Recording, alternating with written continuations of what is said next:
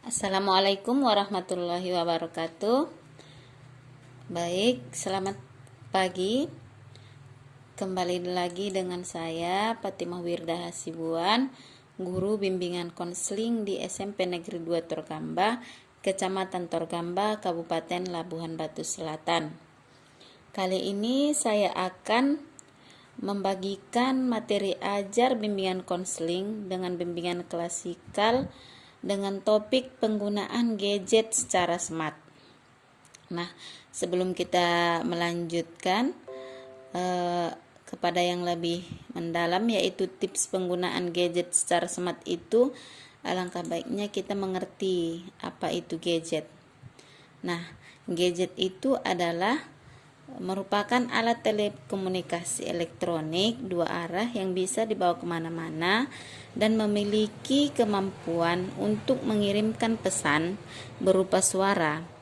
Pengertian tersebut merupakan pengertian gadget secara umum. Dalam keseharian kita, kini manusia hampir tidak bisa lepas dari gadget. Apalagi dengan semakin berkembangnya gadget, sehingga gadget memiliki berbagai fungsi sekaligus, bukan hanya sebagai alat komunikasi saja, namun telah berkembang menjadi alat dengan fungsi lainnya seperti sebagai media hiburan, media bisnis. Gadget yang bisa digunakan untuk melakukan banyak hal. Sebelum gadget memiliki fungsi seperti sekarang ini, gadget telah mengalami perjalanan yang sangat panjang, yaitu dari awal kemunculannya.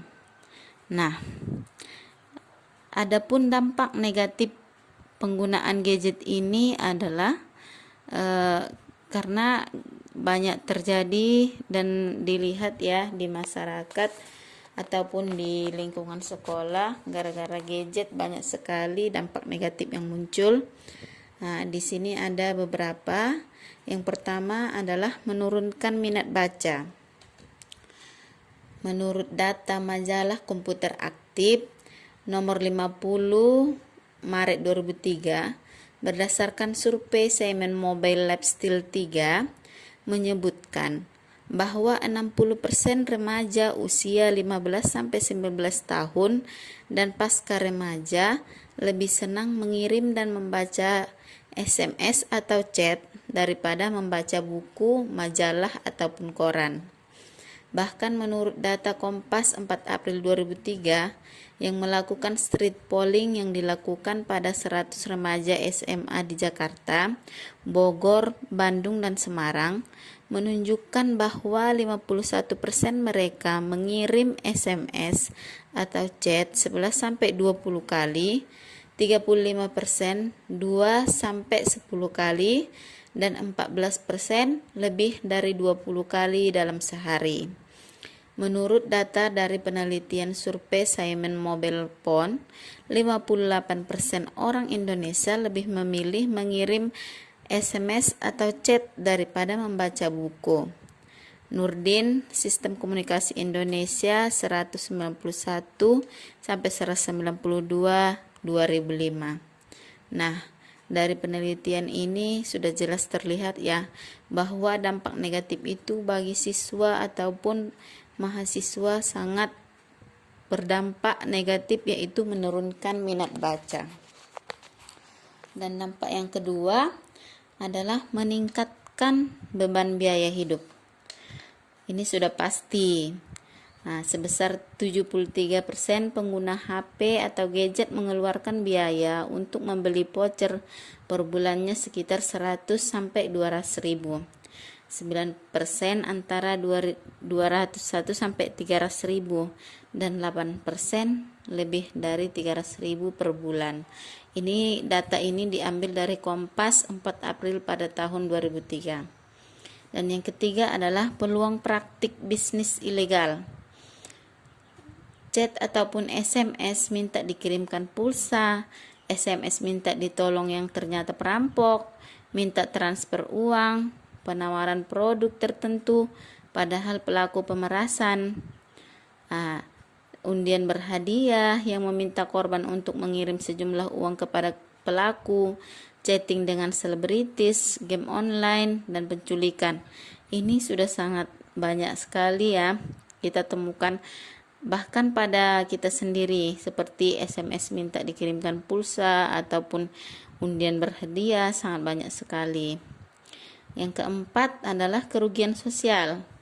Pengguna HP ataupun gadget menjadi lalai saat menggunakan alat tersebut, yang berakibat pada kekacauan sosial seperti kecelakaan lalu lintas, perselingkuhan yang berujung pada perceraian, pornografi, porno aksi, penurunan prestasi belajar atau kerja, penurunan kepekaan sosial. Pengguna HP menjadi malas untuk bersosialisasi dengan teman dan lingkungan sekitar atau berinteraksi langsung. Karena dengan HP segalanya bisa dilakukan dengan duduk di tempat tanpa perlu beranjak dari tempat duduk dan meninggalkan aktivitas. Mulai dari mengisi pulsa, transfer uang, memesan tiket, belanja, hingga memesan makanan dapat dilakukan tanpa beranjak dari tempat sedikit pun. Yang kelima, mengganggu kesehatan. Nah, ini banyak sekali. Sebagai contoh dari penglihatan. Nah, dengan selalu menggunakan gadget yang rutin bisa menyebabkan mata kita cepat rabun ataupun cepat rusak ya karena gadget tersebut.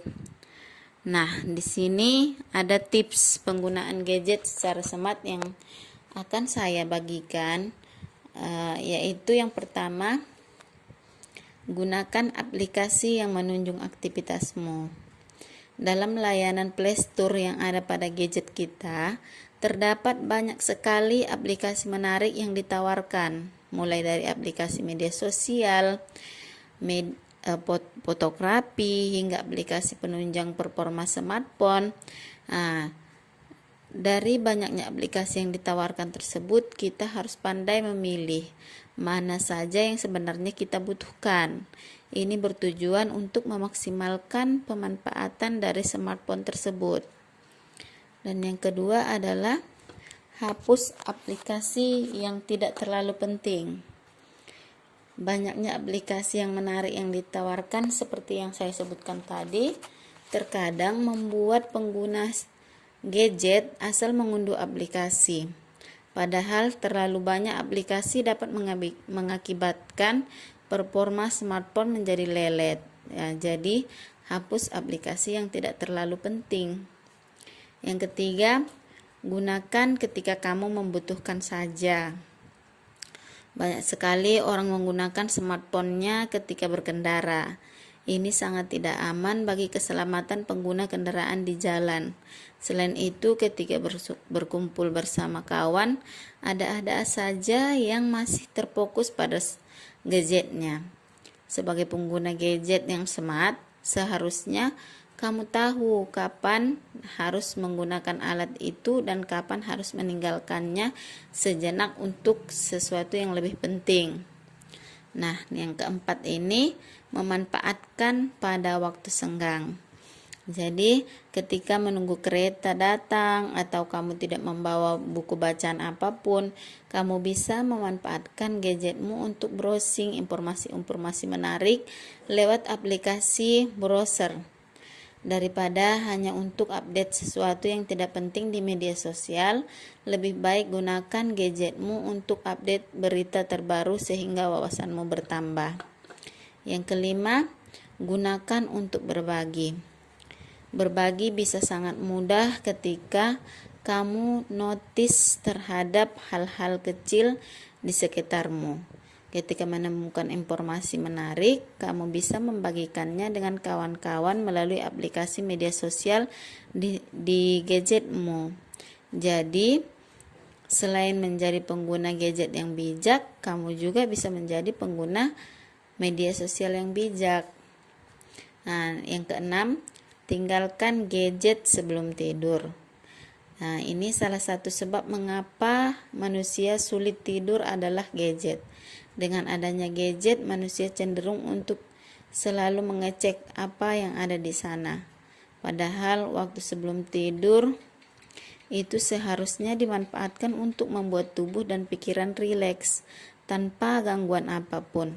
Selain itu, agar kualitas tidur tetap terjaga, terapkan mode silent pada smartphone-mu atau gadgetmu sebelum tidur sehingga tidak terganggu oleh suara notifikasi dari gadget tersebut.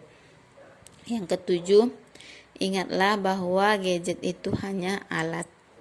Kehadiran teknologi dalam kehidupan manusia sesungguhnya adalah untuk memudahkan aktivitas manusia, bukan malah mengubah pola hidup manusia menjadi kurang produktif yang hanya terfokus pada hal-hal yang kurang bermanfaat.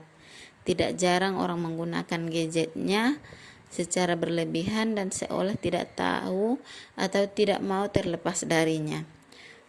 Nah, gunakan gadgetmu sebagai fungsinya, sebagai alat untuk memudahkan aktivitasmu. Nah, itulah berbagai tips yang saya bagikan pada kesempatan kali ini. Semoga bermanfaat bagi guru-guru ataupun siswa di seluruh Indonesia. Baik, terima kasih dari saya. Assalamualaikum warahmatullahi wabarakatuh. Selamat pagi.